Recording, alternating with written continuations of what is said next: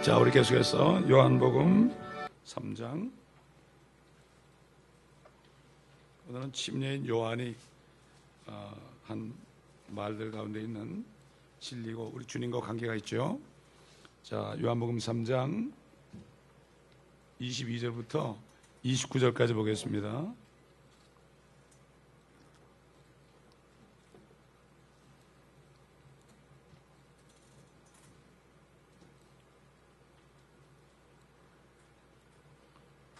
이런 일들 후에 예수와 제자들이 유대 땅으로 와 주께서 거기서 그들과 함께 머물면서 침례를 주시더라. 요한도 살림 근처 에논에서 침례를 주고 있었으니 이는 거기에 물이 많기 때문이라. 그리하여 사람들이 와서 침례를 받더라. 요한이 그때까지는 감옥에 갇히지 아니하였더라. 그때 요한의 제자들과 유대인들 사이에 정결에 관하여 논쟁이 생기니 그들이 요한에게 와서 말하기를 라피어 보소서, 요단강 건너편에서 당신과 함께 계셨고 또 당신이 증거하신 그분께서 침례를 주시니 모든 사람이 그분께로 가나이다 라고 하니 요한이 대답하여 말하기를 하늘에서 주신 것이 아니면 사람은 아무것도 받을 수 없느니라. 나는 그리스도가 아니요 다만 그분 앞에 보내심을 받은 자라고 내가 말한 것을 증거해 줄 자는 바로 너희니라. 신부를 얻는 사람은 신랑이지만 신랑의 친구는 곁에 서서 신랑의 음성을 듣고 그 음성으로 인하여 크게 기뻐하느니라. 그러므로 내게는 이런 기쁨이 충만하니라. 그분은 융성해야만 하나 나는 쇠잔해야만 하리라. 침례 요한이 이제 조금 있으면 잡혀서 감옥에 들어가서 이제 목이 잘려서 죽게 됩니다. 그리고 이 요한이 이 땅에 태어난 목적은 예수 그리스도를 세상에 소개하고 그것이 사명이 끝나는 겁니다. 누구나 다 이 땅에 태어나서 할 일이 있습니다. 할 일이 뭔지 모르기 때문에 헤매는 겁니다. 그래서 세상 말에도 인생이 40부터란 말이 있습니다. 다시 말해서 40이 될 때까지 이 땅에 태어나서 마땅히 해야 할 일을 찾지 못하면 그 사람은 철이 들지 못한 사람이다. 철이 들들었다 그러죠. 어린아이가 먼저 철이 들은 사람도 있는가 하면 노인도 철이 안 든 사람이 있습니다. 그런 사람은 그저 이 땅에서 그럭저럭 먹고 살다가 갑니다. 참 별로 이렇게 좋은 일은 아니죠. 사람이 먹고 살라고 태어난 게 아니거든요. 뭔가 할 일이 있어 태어났거든요. 그렇기 때문에 이 요한은 정말 짤막한 인생을 살았지만 그는 사명을 감당하고 간 사람이죠.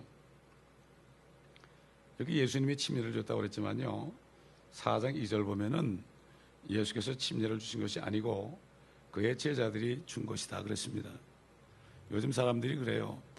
나는 어떤 유명한 목사님한테 침례를 받았다, 나는 누구에게서 받았다, 이런 말은 말이 안 되는 얘기죠. 침례는 누가 준 게 상관이 없습니다.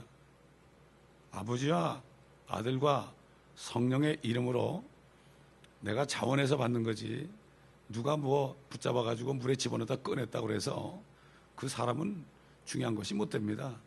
그저 도구예요. 도구. 옛날에 사도 바울 시대에도 어떤 사람은 나는 바울에게 속했다, 나는 아볼로에게 속했다, 나는 그리스도에게 속했다. 세상에 사람과 그리스도를 참 같은 위치에 놓고서 그런 사람들이 많았습니다. 오늘날도 그렇지 않습니까? 근데 사도 바울은 나는 심었고 아볼로는 물 주었지만은 자라게 하시는 분은 하나님이다. 이 교회도 그래요. 영적으로 자라고 또 숫자적으로 자라는 것도요, 하나님이 자라게 하지 절대 사람은 자라게 못합니다. 절대. 사람이 억지로 인간적으로 매니지먼트 해가지고 그렇게 해봐야 다 결국 깨어지고 부서집니다.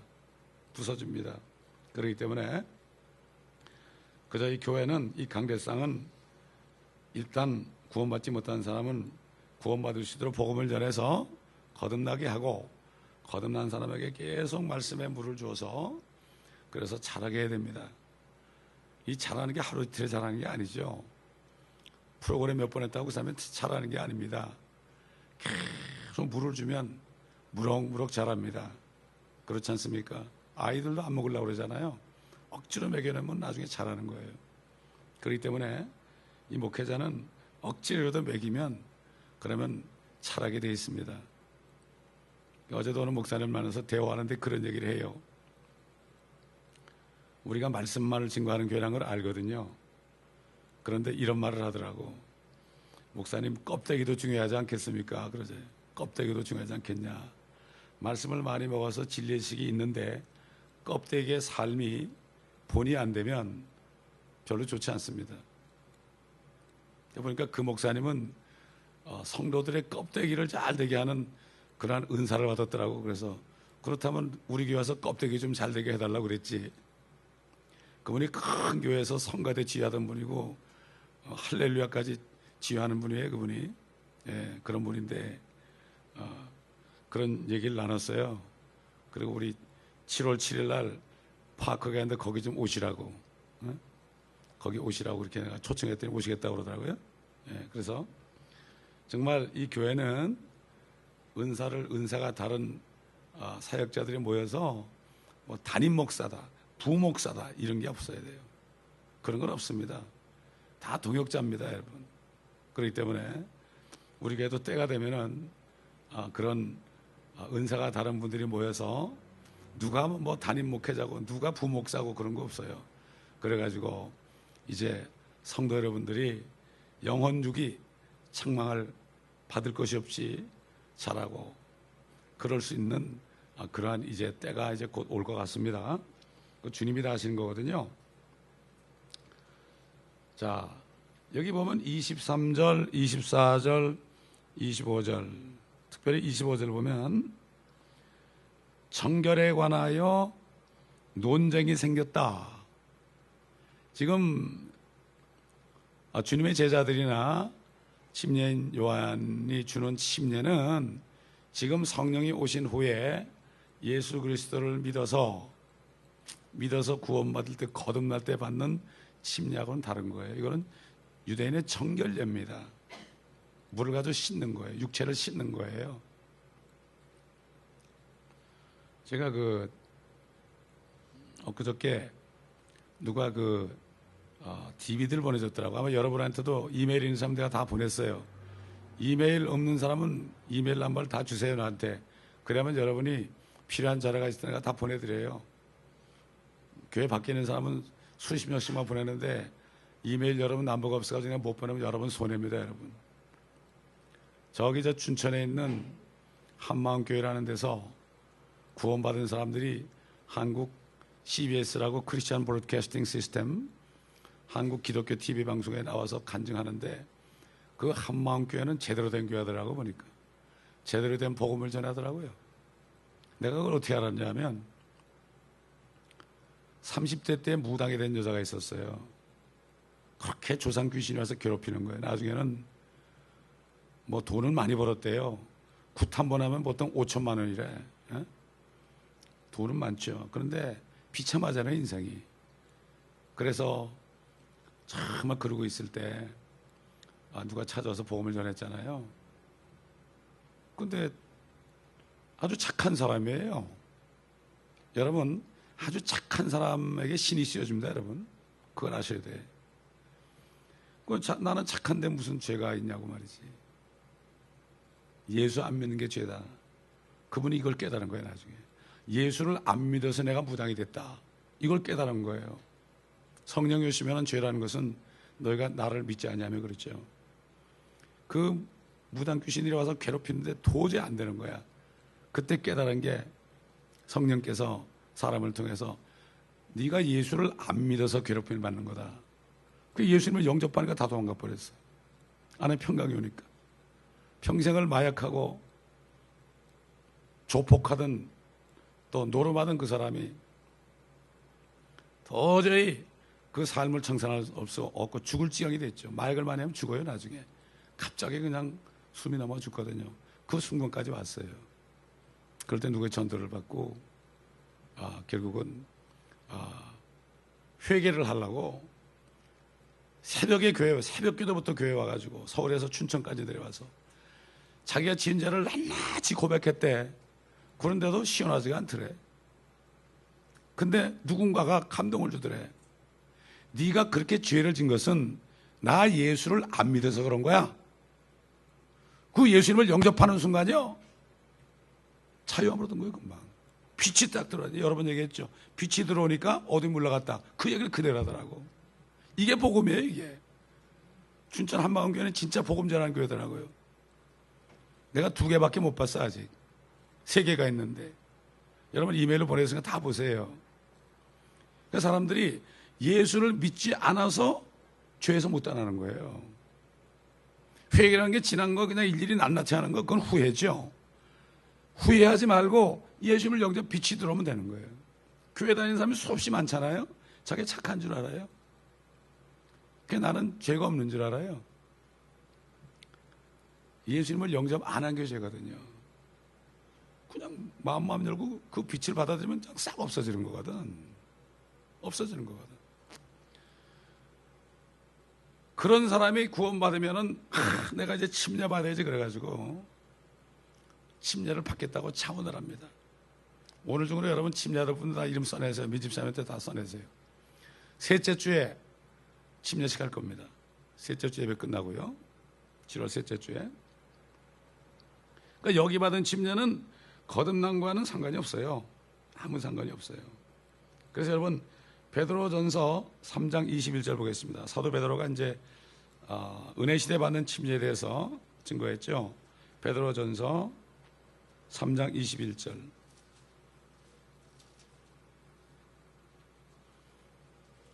얘기 들어보니까 우리 교회 이재영 집사님이 한마음교회 성도한테 복음을 듣고 구원을 받았더라고.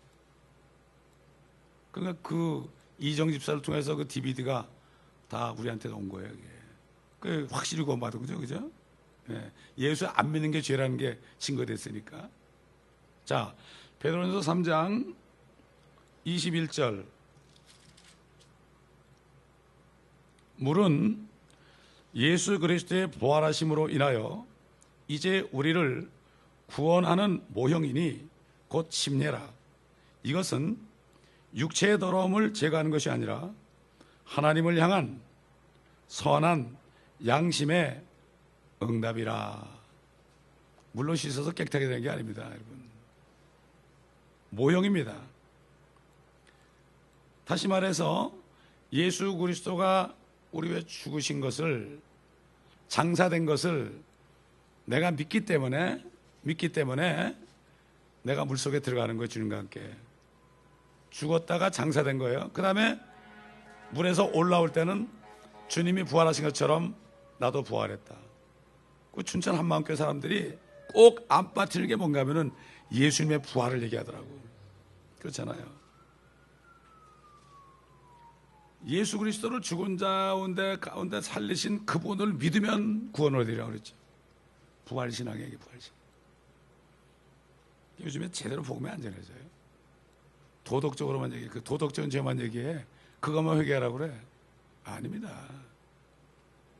예수 안 믿는 것을 회개하고 그분 모셔드리면 다 해결되는 거예요, 여러분. 제 멘토 목사님이 보통 죄를 진 게 아니더라고. 그분은 나보다 100배는 더 졌더라고, 보니까. 100배는 더 져서 그런지 그분은 100배로 더 쓰임 받더라고요.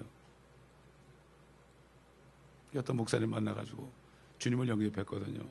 그 목사님이 당신 구원 받았어요. 그러니까 내가 그걸 어떻게 알아요? 당신 구원 받았어요. 내가 어떻게 알아요? 나중에 알게 될 거예요. 그러고 나서 조금 있다가 알게 된 거예요.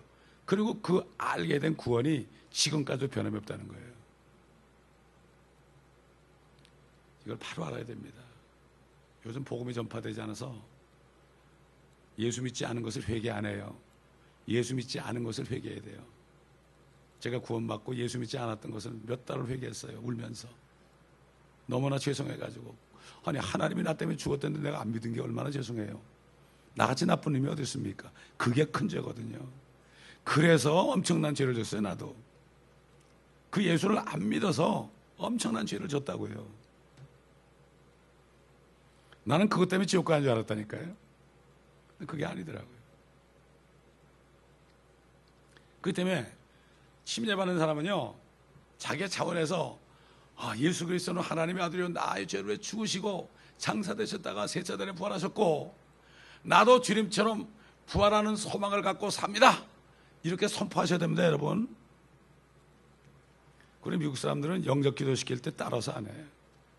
당신이 영접하라고. 당신이 아는 예수를 영접하라고. 내가 어떻게 기도해요? 하라고. 성령께서 기도하게 한다고. 이게 진짜 영접입니다, 사실. 내가 해야죠. 누구 따라하면 되겠습니까? 물론 따라도 시킵니다, 무지한 사람들은. 그러나 진짜 멋진 영접은요, 자기 스스로 하는 거예요. 자기 스스로. 주님 앞에. 너무나 간단한 거야. 열기만 하면 쑥 들어오시는데. 아니, 숨만 들으시면 여러분 공기가 막 들어오잖아요. 성령에 꽉 차 있어요, 지금. 임재가. 내가 입을 안 벌려 죽어도. 누가? 마귀가 그렇게 하는 거예요. 그걸 못 깨닫는 거예요. 나는 안 돼, 나는 안 돼. 나 같은 게 어떻게 구원받아? 그리고 아니 내가 예수 믿으면 다 용서해야 되잖아. 저 사람은 죽어도 용서 못해. 꽉 닫고 있는 거예요. 마음을 열면, 두드리는데 문을 열면 내가 들어가서 너와 함께 먹고 마신다고 그랬죠. 그런 사람 문제 없어요. 그래서 주님이 와 계시면 문제가 없어요.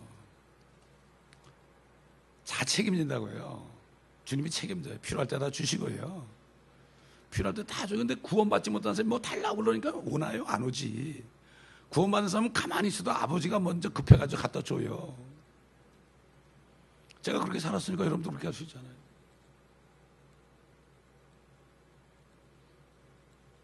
어떤 분이 구원도 못 받고 자꾸 무슨 어느 권사님 재단 가서, 권사님이 하는 재단에 가가지고 나도 능력 받게 해달라고 그랬대, 자기가. 그러면서 나보고 내가 어떻게 하면 능력 받을까요? 그러더라고요. 그래서 구원부터 받으라고. 결국 구원받지 못하고 나갔어요, 그분이. 어떤 분이 그분한테 그랬어요. 당신이 하나님 딸만 되면 다 주는데 왜 그게 안 되느냐고. 근데 다 안 들어요. 기가 막히더라고. 자, 26절 보시면요.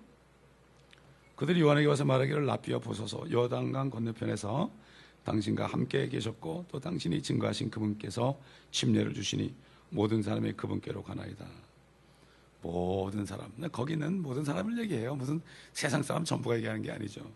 우리도 그런 표현을 잘하죠. 아니, 모든 사람이 다 절로 갔대요, 저쪽으로 갔대요. 요한이 하늘에서 주신 것이 아니면 아무도 받을 수 없다.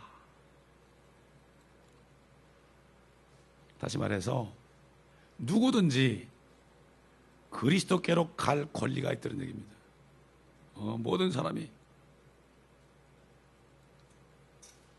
왜냐하면 요한의 제자들이 보니까 옛날엔 사람들이 요한에게 왔는데 전부 예수님한테 가거든.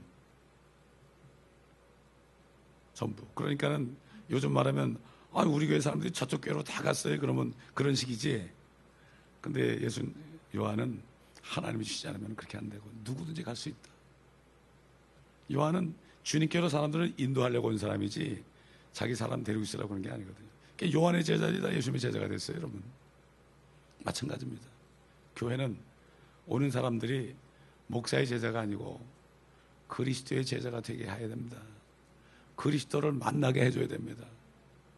목사 보고서 목사가 인격이 좋고 저 목사는 투명하고 저 목사처럼 착한 사람을 못 봤다, 그러고 가는 사람은 주님 못 만나더라고요. 6개월의 말씀 또 다른 데 가더라고. 더 좋은 목사 있다고. 목사가 뭡니까? 아무것도 아니죠. 죄인입니다. 구원받은 죄인이에요. 여러분 그거 반드시 하셔야 됩니다. 사탄은 목사 때문에 시험 들게 한다고요. 목사 때문에 시험 드는 사람 바보예요, 바보. 주님 만나면 무슨 시험 들겠습니까? 주님 나와 함께 했는데 무슨 누가 하면 상관이 있어요? 주님과 지금 신혼생활 하는데 무슨 소용이 있습니까, 여러분? 술렘메 여인이 솔로몬과 신혼살림 하는데 예루살렘의 딸들이 뭐라고 막 찌꺼리고 그랬어요. 예루살렘의 딸들아 시끄럽다고 그랬어요. 그런 소리가 안 들리는 거예요. 주님과 같이 사는데 안에서. 그러니까 조폭생활하던 그 사람이 구원받더니 뭐라는 줄 아십니까, 여러분? 이 땅에서부터 하늘나라 삶을 살고 있습니다 그러더라고. 예수 평생 믿고 죽어서 천국 가던 사람보다 훨씬 낫더라고. 참, 주님을 찬양했습니다. 여러분 이메일 받았죠 다? 예?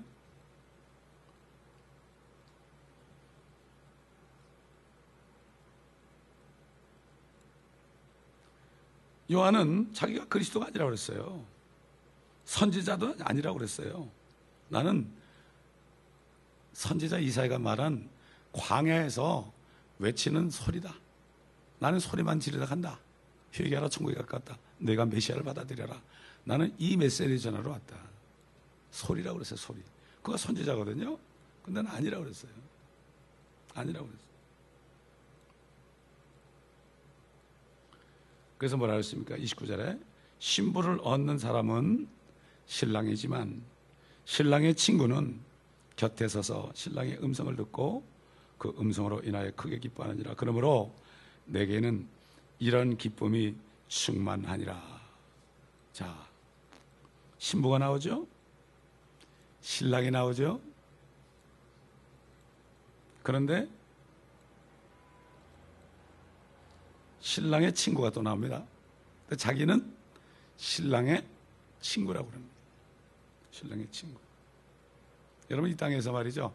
결혼식 할 때 신랑 신부가 있고 둘러리가 있고 그렇죠. 둘러리도 여자 남자 되게 신랑 신부 친구들 아닙니까? 그 다음에 뭐가 있죠? 손님들이 있죠. 손님들. 여러 가지 손님이 있습니다. 먼 친척도 있고요. 가까운 친척도 있고요. 또 고등학교 동창도 있고요. 대학교 동창도 있고요. 여러 종류의 손님들이 있습니다. 앞으로 휴가 되고서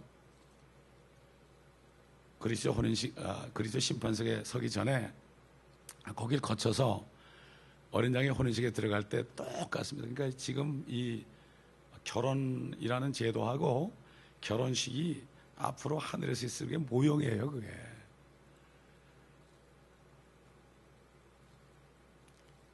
그러니까 주님이 그랬잖아요. 땅의 일을 말해도 너희가 모르는데 내가 어떻게 하늘의 것을 말하겠느냐.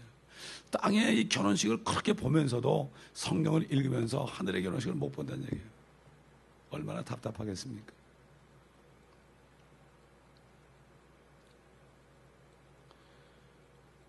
누가복음 16장 16절을 보면 율법과 선지자는 요한까지다 그랬습니다. 율법과 선지자는 요한까지다. 결국 율법 시대가 끝나고 은혜 시대에 들어가기 위해서 은혜의 주님을 지금 소개하는 장면이에요. 마지막입니다. 요한은 율법 시대 마지막 선지자다. 율법과 선지자는 요한까지다. 예수님께서 마태복음 11장 11절 보면 뭐라고 우리 잘 아는 말씀이에요. 여자에게서 태어난 사람 가운데 침례인 요한보다 더 큰 사람은 없었느니라. 다시 말해서 창세기 1장 1절부터 말라기 4장 마지막 절까지 여인에게서 태어난 사람들 많았죠. 결혼을 통해서 부모를 통해서 낳은 사람 많았죠. 그런데 침례인 요한이 가장 크다. 그 중에서 가장 큰 사람이다. 다윗보다 더 크다는 얘기죠. 다윗도 여인에게서 났으니까. 모세보다 더 큰 얘기죠. 그러나 천국에서는 가장 작은 사람이라도 그보다 더 크니라 그랬습니다.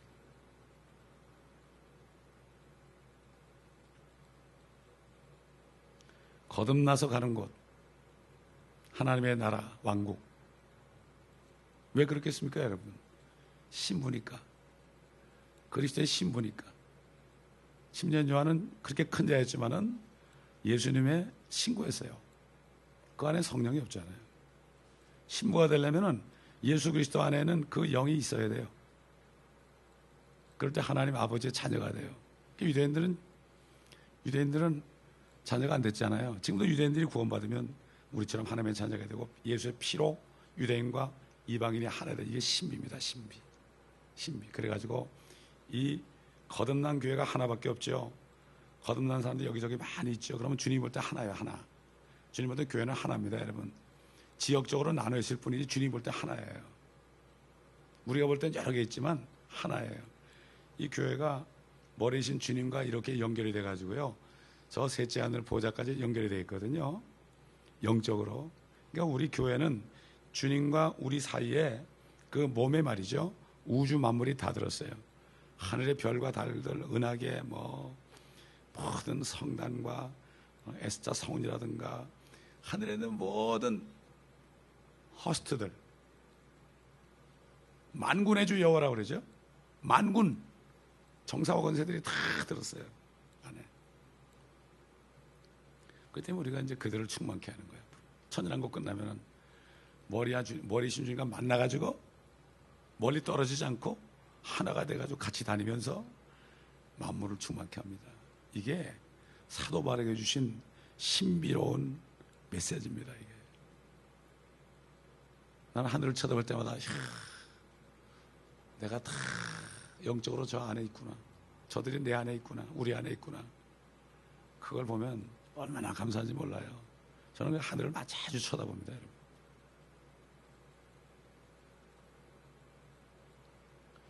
여자에게서 태어난 사람이 하나님의 나라에 들어가기 위해서는 거듭나야 되죠. 그 주님이 사람이 거듭나지 않으면 하나님의 왕국을 볼 수도 없고 또 들어갈 수도 없다 그랬죠. 29절 신부를 얻는 사람은 신랑이지만 신랑의 친구는 곁에 서서 신랑의 음성을 듣고 그 음성으로 인하여 그 기뻐한다. 내게는 이런 기쁨이 충만하다고 그랬죠. 자, 신부는 성녀로 거듭난 그리스도인들이 모여서 한 몸을 이룬 게 신부입니다. 신부는 각자가 신부가 아니고 한 몸이 한 신부입니다. 우리 고린도후서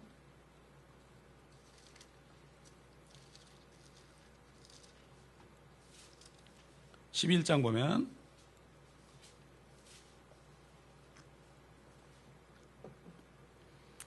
나는 너희가 좀 어리석은 나를 용납해 주기를 바라노라. 부디 나를 용납하라. 이는 내가 경건한 질투로 너에게 질투를 느낍니다. 내가 너희를 한 남편에게 정혼시켰나니 이는 한 순결한 처녀로 너희를 그리스도께 바치는 것이라. 한 순결한 처녀로. 우리가 여러 명이 있지만은 한 순결한 처녀로 주님 앞에 바친 거예요. 나는 뱀이 그의 간계로 이불을 숨긴 것 같이 너희 마음도 어떤 방법으로든 그리스도 안에 있는 단순함에서 떠나 부패할까 두려워하노라. 이브가 뱀에게 속아가지고 아담의 말을 순종하지 않았죠. 선악과를 먹지 말라는 거. 하나님의 하신 말씀을 순종하지 않았죠. 마찬가지예요.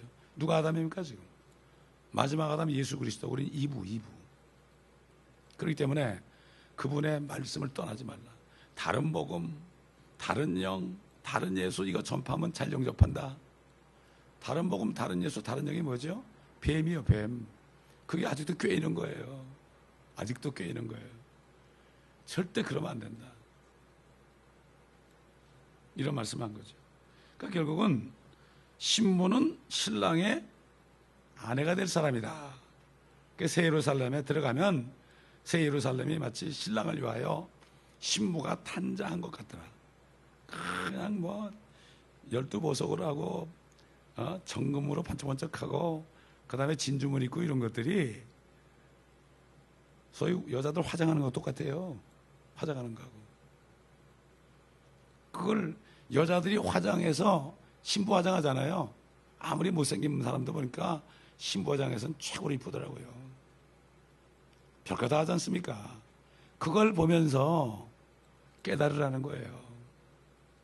땅의 것을 말해도 너희가 왜 알지 못하느냐? 내가 어떻게 하늘의 것을 이야기하느냐? 땅의 것을 보면서 성경을 읽어보면 하늘의 것을 볼 수가 있는 거예요.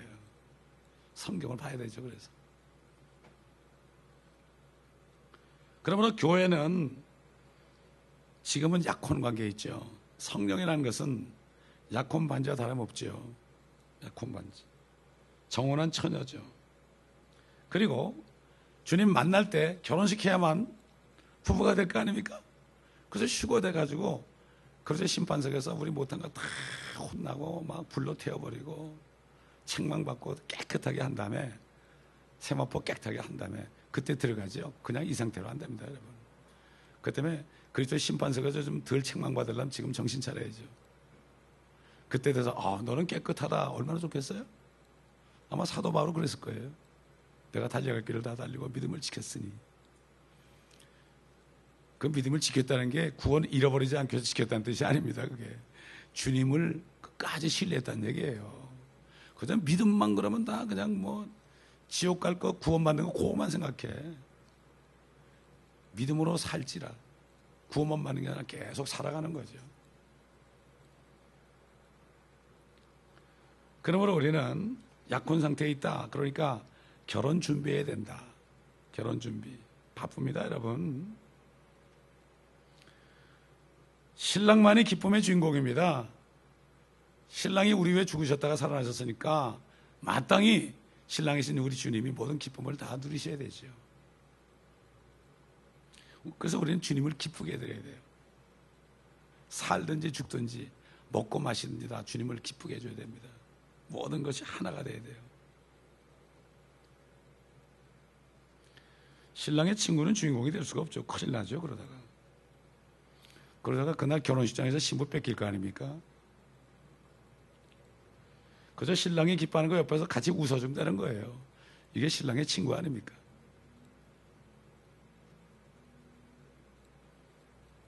자, 마태복음 22장 보겠습니다.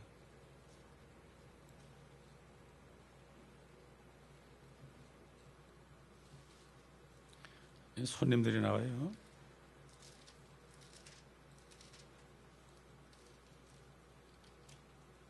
1절부터 또 예수께서 대답하여 그들에게 다시 비유로 일러 말씀하시기를 천국은 마치 자기 아들을 혼인시킨 어떤 왕과 같으니 왕이 혼인잔치에 초대받은 사람들을 불러오라고 자기 종들을 보냈으나 그 사람들은 오려고 하지 아니하였느니라. 다시 그가 다른 종들을 보내면서 말하기를 초대받은 자들에게 말하라. 보라, 내가 만찬을 준비하였고 내 소와 살진 짐승을 잡았으며 또 모든 것이 준비되었으니 혼인식에 오라 하라고 일렀느니라. 그러나 그들은 개의치 아니하고 어떤 사람은 자기 밭으로 어떤 사람은 장사로 왔으며 남은 자들은 그 종들을 붙잡아 모욕을 주고 죽였느니라. 왕이 이 말을 듣고 분노하여 자기 군대를 보내어 그 살인자들을 죽이고 그들의 성읍을 불살라 버렸느니라. 그리고 나서 자기 종들에게 말하기를 혼인잔치는 마련되었으나 초대받은 사람들은 합당치 않도다. 그러므로 너희는 대로로 나가서 사람들을 만나는 대로 전부 혼인식에 청의하라고 했더니 종들이 대로에 나가서 악하거나 선하거나 만난 대로 다 불러오니 그 혼인잔치가 손님들로 가득 찼느니라. 우리가 그 한 7여 년 전에 저기 홈디포 있는 그 윌셔 거기에서 우리가 사무실을 하나 얻어가지고 LA 교회, 아티샤 교회가 있으면서 LA 교회를 또 세웠죠. 아침 8시에 거기서 예배드리고 또 아티샤 내려가고 그랬거든요. 근데 거기 왔던 사람들이 뭐 어떻게 하더니 다 나가더라고요. 요한계시록을 듣더니 뭐 이상하다고 그러고 뭐 별소리도 하고 나가더라고요. 그래서 그러고 기도하는데 주님이 이 말씀을 주신 거예요. 그 가서 다 끌고 온 거예요. 그래서 시작된 거예요, 그게. 얼마나 가난하고 얼마나 불쌍한 사람입니까? 그래서 이 사람 만난 거예요, 제가. 그때부터 아코디언 연주했거든요. 그리고 어떨 땐 설교도 하고 그랬습니다. 자, 이렇게 손님들이 여기 나오죠. 1차적으로 유대인들 있잖아요. 유대인들이 말을 안 들어 먹으니까 이방인들 우리 같은 사람들이 천연왕국에 나중에 대환란 때 있잖아요. 그때 들어갈 수 있잖아요. 손님들. 자, 신랑 신부가 있고 신랑의 친구가 있고 손님이 있죠. 자, 그 다음에 마태복음 25장 보십시다. 교회에서 많이 싸우는 말씀. 성경을 보면 싸울 필요가 없는데 성경을 여기 조금 보니까 싸워요. 자기 읽은 거 있는 거 가지고 싸운다니까요. 다 맞는 얘기예요. 근데 전체를 모르죠. 마태복음 25장 열처녀 비유예요. 25장 1절. 그때 천국은 등불을 들고 신랑을 맞으러 나간 10명의 처녀들과 같으니라. 그들 가운데 5은 현명하고 5은 어리석더라. 어리석은 처녀들은 등을 가졌으나 등과 함께 기름을 가지지 아니하였고 현명한 처녀들은 등과 함께 기름통에 기름을 가지고 있더라. 신랑이 늦어짐으로 모두 졸려서 잠이 들었는데 한밤중에 소리가 나기를 보라, 신랑이 오니 나가서 맞으라 하더라. 그때 그 처녀들이 모두 일어나서 각기 자기 등을 조절하는데 어리석은 처녀들이 현명한 처녀들에게 말하기를 우리의 등불이 꺼졌으니 너의 기름을 좀 달라고 하더라. 뭐 다 읽을 필요 없고요. 11절 10절 보니까 그들이 기름을 사러 간 사이에 신랑이 왔으니 준비하였던 처녀들만 그와 함께 혼인식에 들어가고 문은 닫혔더라. 여러분 5 처녀가 신랑이 왔는데 혼인식에 들어가면 그 5 처녀가 전부 그러면은 예수님과 결혼한 겁니까? 아니죠. 결혼식에 참석하는 사람이에요. 이 사람들은 바로 들러리를 얘기합니다. 우리가 휴거됐다가 주님과 함께 내려오거든요. 신부가 내려오지 않습니까? 그럴 때 이 땅에서 또 잔치를 합니다. 땅에서. 그때 들러리들. 그러나 그가 대답해 말하기를 진실로 내가 그 후에 나머지 처녀들도 와서 말하기를 주여 주여 우리에게 열어주소서라고 하더라. 그러나 그가 대답하기를 진실로 내가 너에게 말하노니 나는 너희를 알지 못하노라 하더라. 그러므로 깨어있으라. 너희는 인자가 오실 그날과 그 시간을 모르기 때문이라. 인자가 오신다는 것은요 휴거 때가 아니에요. 인자가 오신 것은 사람의 모습으로 지상에 오시는 걸 얘기하는 거예요. 그래서 마태복음 24장 보면 인자의 표적이 하늘에 보인다고 그랬어요. 지상재림 때. 마태복음 24장은 전부 대환란과 환란 끝에 오시는 그 지상재림을 얘기합니다. 여러분 성경을 종합적으로 봐야 되는데 이걸 못 보니까 그냥 여자만 하면 다 신부로 알아. 아닙니다, 여러분. 그래서 이 사람들은 바로 들러리들이란 것을 알 수가 있습니다. 그래서 고린도전서 12장 12절 보면은 한 성령에 의하여 우리 모두가 한 몸 안으로 침례를 받았으며 또 한 성령 안으로 마시가 되었다. 한 성령 안에 들어간 거죠. 우리가 성령을 마신 거예요. 그래서 몸은 하나지만은 지체가 많은 것처럼 우리가 주님의 몸은 하나인데 지체가 많이 있죠. 지체가 엄청나게 많죠. 전 세계에 70억 인구 가운데 지체가 몇 개인지 모르겠어요. 그건 나중에 보면 알겠죠. 자, 우리 솔로몬의 노래 6장 8절 9절 보겠습니다.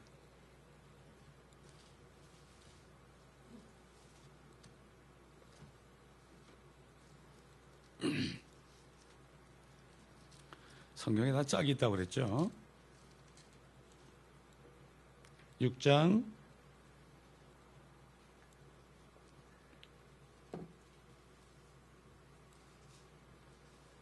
7절부터 보죠. 4절부터. 오 나의 사랑아 너는 티르사같이 아름답고 예루살렘이 보기 좋으며 깃발들을 든 군대처럼 위엄이 있도다. 그래서 우리가 그리스도의 군사가 돼야 됩니다. 신부가 돼. 이건 이제 그리스도가 얘기하는 거죠. 솔로몬이 얘기하니까 신부가 대답합니다. 주님이 얘기하는 거죠. 나의 사랑하는 이는 그의 동산으로 내려가 4절 읽었죠? 5절 너희 눈이 나를 압도하니 그 눈을 내게서 돌이켜 다오. 너희 머리는 길르앗에서 나타난 염소떼 같고 너희 이는 씻는 곳에서 올라온 양떼 같으니 그 중에서 새끼를 낳지 못하는 것이 하나도 없고 각기 쌍둥이를 낳은 것 같도다.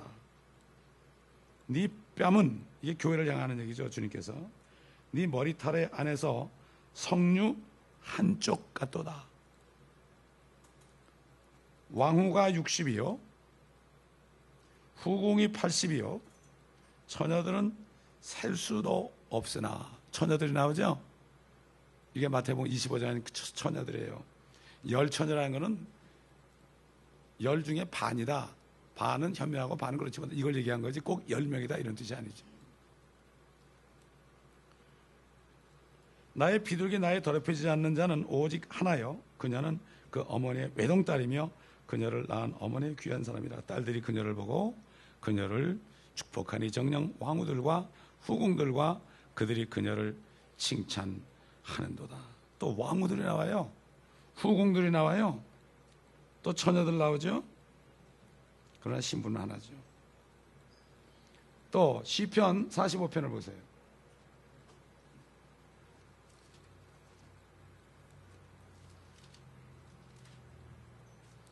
(45편) 8절로 당신의 모든 옷에서는 상하 궁전에서 나온 모략과 알로에와 계피의 향내가 나며 그것들이 당신을 기쁘게 하였나이다. 왕의 궁녀들 가운데는 여러 왕들의 딸들이 있었으며 왕의 우편에는 오필의 금으로 탄장한 왕비가 서 있었나이다. 이게 신부죠. 신부. 오 딸이여 경청하고 유념하면 네 귀를 기울이라. 그리고 네 백성과 네 아버지의 집을 잊어버리라. 그리하면 왕이 네 아름다움을 크게 탐내리니 이는 그가 너의 주심이라. 너는 그를 경배할지니라. 두루의 딸이 예물을 가지고 올 것이며 백성 가운데 부한 자들도 너의 호의를 간절히 구하리라. 왕의 딸이 안에서 온갖 영화를 누리나니 그녀의 옷은 금으로 수놓았도다. 그녀가 수놓은 옷을 입은 왕께로 인도될 것이요. 이게 뭐죠? 신부 입장 이런 얘기죠. 그녀를 따르는 그의 동료 처녀들도 들러리들 왕께로 인도되리니. 유대인들입니다. 그들이 기쁨과 즐거움으로 인하여 왕궁으로 들어가리라. 왕의 자손들이 왕의 조상들을 대신하니 왕께서 그들을 온 땅의 통치자들로 삼으시리이다. 내가 왕의 이름을 모든 세대에 기억되게 하리니 그러므로 백성이 왕을 영원 무궁토록 찬양하리이다. 통치자 신부들이죠. 자, 이게 뭘까? 처녀들이 그녀 신부 왕비를 따릅니다. 그러니까 신부가 먼저 들어가고 그 처녀들 들러리도 뒤를 줄줄 따라가죠. 그렇기 때문에 처녀들은 들러리라는 걸 알 수가 있죠. 자, 한 사람의 신부가 있죠. 한 사람의 신랑이 있죠. 예수 그리스도. 또 신랑의 친구가 있죠. 혼인잔치에 초대된 손님들이 많죠. 왕후들이 있죠. 후궁들이 있죠. 또 그리고 처녀들이 있죠. 7 부류의 사람들이 있습니다. 그래서 하나님의 가족들이에요. 일가 친척까지 다 포함되니까. 한번 생각해 보세요. 아담 때부터 예수 그리스도께서 오실 때까지, 또 천년 왕국 때, 환란 때, 이럴 때 많은 사람이 나고 죽었죠. 그렇기 때문에 아담 때부터 율법 시대까지 난 사람들은 자신의 행위로 심판받죠. 그들의 생명록에 이름이 기록되어 있으면 불면서 떨어지지 않아요. 땅에서 영원히 삽니다. 얼마나 많겠습니까? 2500년 동안. 거기 아담도 있고요. 또 누가 있습니까? 노아도 있고. 이런 사람들이 있어요. 또 누가 있죠? 욥도 있고요. 그렇지 않습니까? 욥이 지금으로부터 한 3700년 전 사람이에요. 아브라함하고 뭐 한 수백 년 정도 차이밖에 안 나는데, 자, 그때 사람들이 있었죠. 우리는 누가 후궁이고 누가 뭐 왕후고 이건 모르지만은 이렇게 구분해 볼 수 있어요. 또 요한, 모세로부터 요한에 이르기까지 이방인들, 양심으로 산 사람들 있잖아요. 양심으로 심판받는 사람들 있지 않겠습니까? 이 사람들 있겠죠. 그렇기 때문에 성경에서 분명히 누구라고 얘기하지 않으면 우리가 그렇게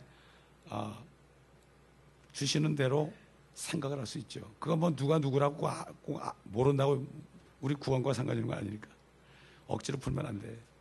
하여튼 7가지 종류의 사람이 있다는 거예요. 근데 지금 교회에 속한 그리스도인들은 가장 행복한 사람이에요. 여러분, 가장 행복한 사람이에요. 그래서 사도 바울이 뭐라 했죠? 말로 다 할 수 없는 기쁨이라고 그랬어요. 이 구원받은 사람은 기쁜 거예요. 계속 기쁜 거예요. 성령에 계시는데. 어려움이 와도 주님께서 피할 길 주시거든요. 그저 찬양할 밖에 없어요. 그래서 범사에 감사하라는 거예요. 그리스도 예수 안에서 너희를 향한 하나님의 뜻이다. 예수 그리스도를 믿고 성령을 받아 그 안에 들어간 사람, 신부 교회에 속한 사람, 이 사람들은 모든 걸 감사할 수 있어요. 합력해 선을 이루거든. 핍박을 받아도, 모욕을 받아도, 병들어 아파 누워도, 궁핍해도, 공경에 처해도. 왜? 주님이 하잖아요.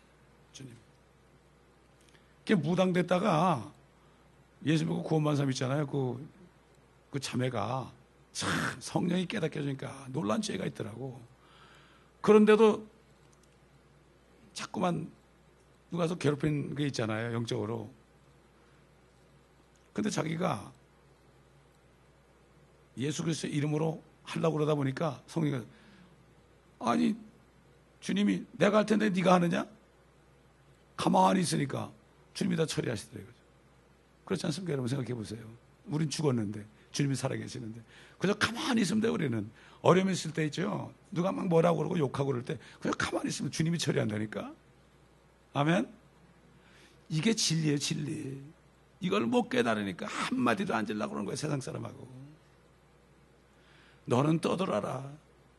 주님이 다 해결할 거다. 주님 들으셨죠? 그럼 되는 거예요. 우리는 불쌍히 여겨주세요. 주님 저 사람 구원받아야 되겠네요. 구원받지 못해서 떠드네요. 주님 구원해 주세요. 성령님 죄가 뭔지 알게 해주세요. 이게 바로 지금 신부로서 이제 주님과 혼인할 그리스도인의 자세예요. 그래서 항상 기뻐하라, 쉬지 말고 기도하라, 범사에 감사하라. 이것은 그리스도 예수 안에서 너희를 향한 하나님의 뜻이니라. 그런 겁니다. 다른 뜻이 없어요. 여러분 뭐 무슨 일이 있을 때 하나님 뜻이 뭔지 내가 금식 기도 해봐야 되겠어요. 할 필요 없어요. 감사하시면 돼요. 여러분 아멘. 주님이 다 하세요. 하나님을 사랑하는 자가 목적에 따라 부르심을 받은 자들은 모든 일이 합력하여 선을 이루느니라. 속 끓일 필요 없어요. 여러분 속 끓이지 마세요. 속 끓이면 나만 손해요. 사단은 속 끓이게 만들어. 속삭여 귀에다가 속삭여. 야, 너 억울하지 않냐? 너 입이 없냐? 어? 너도 한마디 줘박아라. 줘박으라는데 누가 아멘 그랬어요? 노맨 그래야죠. 노맨. 그러면 돼요. 우리는 얼마나 행복한 사람들이에요. 그럴 때 우리는 기쁨의 삶을 살 수가 있습니다. 기도하겠습니다. 감사합니다. 오늘도 우리가 얼마나 복받은 사람인지 다시 한번 깨닫게 해주셨으니 감사합니다. 우리가 무엇을 걱정하고 무엇을 염려하고 무엇을 불평하겠습니까? 사도 바울이 말씀하신 것처럼 그저 감사만 하고 기뻐하고 쉬지 말고 기도만 해라. 세상에 나갔을 때 사람들에게 빛을 비치는 자들이 되라. 빛을 비치기 위하여 입 조심하고 귀 조심하고 눈 조심하고 두렵고 떨림으로 구원을 이루라. 멋진 구원을 이루라. 멋진 집을 지어라. 이러한 권면을 하고 마지막으로 그는 순교를 하였습니다. 아버지 하나님, 우리도 진리 안에서 행할 수 있도록 도와주시고 사단이 우리가 속삭이는 말을 듣고 화내지 않고 성령이 안에서 주시는 평강 가운데 다 모든 염려를 주께 맡기고 주님이 하신 것을 보게 하옵소서. 홍해를 건너기 전에 너희는 그저 가만히 서서 내가 주인 것을 알아라. 모세가 지팡이를 내밀었을 때 홍해가 갈라진 것처럼 이러한 역사를 우리가 볼 때 담대하게 믿음을 가지고 승리하는 저희가 되게 하여 주옵소서. 감사드리며 예수 그리스도의 이름으로 기도드립니다.